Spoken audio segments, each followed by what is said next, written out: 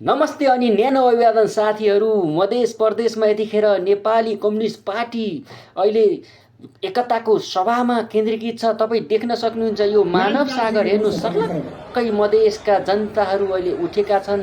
Nepali communist पार्टीलाई विश्वास गरेर देख्नु भएको छ नि यो मानव सागर, यो सागर देख्नु भएको छ नि। ६२-६३को आन्दोलनको झड्को दिने, ६२-६३को रातलाई एकचोटि स्मरण गराउने यो चाहिँ जनसागर आज कमरेड प्रचण्ड र झलनाथ खनालले गर्ने सम्बोधनलाई हेर्न आउनुभएको जनसागर हो।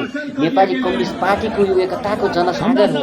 अब फागुन २१ गते हुने आम संसदीय चुनावमा नेपाली कम्युनिस्ट पार्टीलाई कसैले छेक्न सक्दैन।